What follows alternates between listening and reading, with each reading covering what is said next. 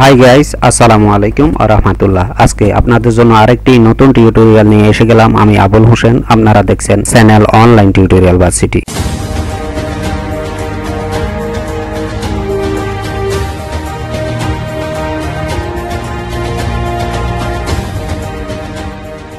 তো আজকে টিউটোরিয়ালে দেখতে পাবেন প্রত্যেকবারের মতো iBAS নিয়ে আরেকটি টিউটোরিয়াল। আমরা যখন বেতন বিল সাবমিট করতে যাই তখন একটা কনফিউশনে পড়ে যাই। প্রত্যেক মাসের প্রথম কত তারিখে বেতন বিল এন্ট্রি ও সাবমিট করা যায় সেই বিষয়ে জানার জন্য। তো আজকে আমরা সেই বিষয়েই জানবো। আমাদের iBAS অ্যাকাউন্টে আমরা লগইন করব, লগইন করে আমাদের কাজটা শেষ করব। তো আমি ক্রোম ব্রাউজারে যাচ্ছি, ক্রোম ব্রাউজারে অ্যাকাউন্টে লগইন আছে, সেজন্য আমি আপনাদেরকে অ্যাকাউন্টটা লগইন দেখাচ্ছি না। তো বরাবরের মতো আমি প্রত্যেক মাসের বেতন বিল যেভাবে সাবমিট করা হয় সেভাবে বাজেট এক্সিকিউশনে যাব।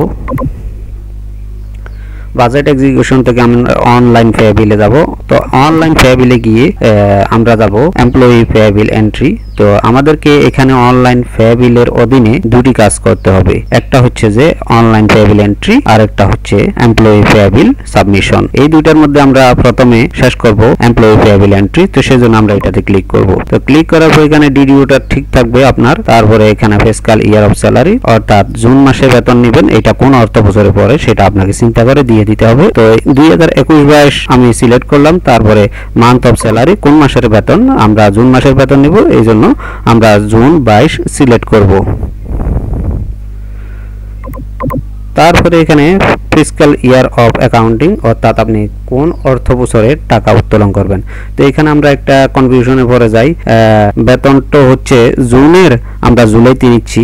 এখন কি জুলাইতে যাতে নতুন বরাদ্দ হয়, আমরা যাতে আগে সাবমিট করে ফেলেছি, এখন কি বেতনটা আগের অর্থ বছরে ধরবে নাকি পরের অর্থ বছরে ধরবে, এই জন্য আমরা একটা কনফিউশনে পড়ে যাই। আমরা কি 2021-22 অর্থ বছর সিলেক্ট করব নাকি 22-23 অর্থ বছর সিলেক্ট করব। তো যেহেতু আমরা জুলাই মাসেই বেতন নেব, তাহলে জুলাই মাসটা 22-23 অর্থ বছরে পড়ে, সেজন্য 22-23 অর্থ বছর সিলেক্ট করব। তো 22-23 অর্থ বছরে সিলেক্ট করলাম। তারপরে দেখুন জুলাই 22 লেখা আছে, সামনে লেখা আছে 0, মানে নতুন অর্থ বছরের 1 নম্বর মাস।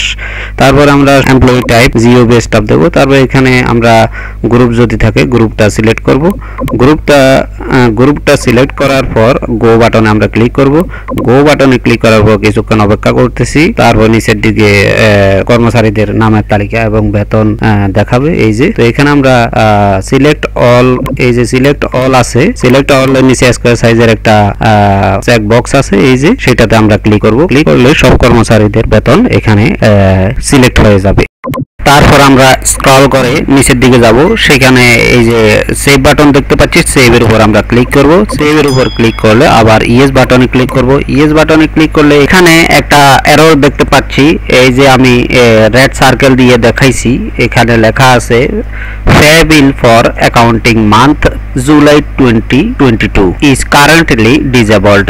It will be available from 22nd June. অর্থাৎ জুন মাসের 22 তারিখ থেকেই এটা কার্যকর হবে। আমি জুন মাসের 22 তারিখের আগে এইটা সাবমিট করে আপনাদের জন্য দেখাইছি। তো এই জন্য জুন মাসের 22 তারিখের আগে সাবমিট করলে কি আসে সেটা দেখানোর জন্যই আমি এই ভিডিওটার এই অংশটা তৈরি করে রেখেছিলাম। তো আপনারা প্রত্যেক মাসে 22 তারিখের আগে সাবমিট করলে এরকম এরর আসবে, বেতন সাবমিট হবে না। সুতরাং আপনাদেরকে প্রত্যেকটা মাসের 22 তারিখ থেকেই আপনারা বেতন বিল সাবমিট করবেন। 22 তারিখেরটা এখন সাবমিট করে আপনাদেরকে দেখাবো। তো দেখুন এখানে নিচে আছে এই যে 22শে জুন 2022 সকাল 9টা 7 মিনিট। পূর্ববর্তী অংশটা করেছিলাম 21শে জুনের। তো এখন আমি 22শে জুনেরটা দেখাবো। তারপর আমি গোতে ক্লিক করতেছি। তো এখন এখানে দেখুন সবার বেতন আবার দেখাচ্ছে। তো আমি এখানে অল ক্লিক করে দিলাম। তো অল ক্লিক করার পর তো আমি এখন নিচে একদম নিচে সেভ অপশনে যাচ্ছি। সেভে আসার পর দেখুন এখানে ইয়েস, কিন্তু আগের মতো এররটা দেখাবে না, কারণ আমরা 22 তারিখেই এন্ট্রি দিচ্ছি।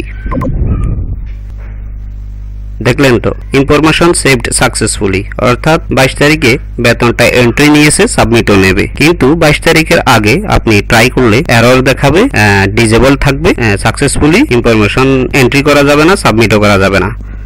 তো আমরা এখন সাবমিটটা তো আগের মতোই, আগের ভিডিওটা উপরে আই বাটনে আছে, দেখতে পাবেন। তো আজকে টিউটোরিয়াল এখানেই শেষ করছি। ভালো থাকবেন, সুস্থ থাকবেন।